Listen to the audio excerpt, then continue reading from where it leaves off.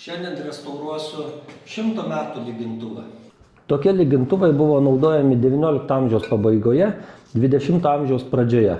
Į lygintuvą buvo dedamos anglis, jis turėjo oro patekimo angą, kuri buvo su sklende, uždaroma, atidaroma, ir kaminėlį išeiti dūmams.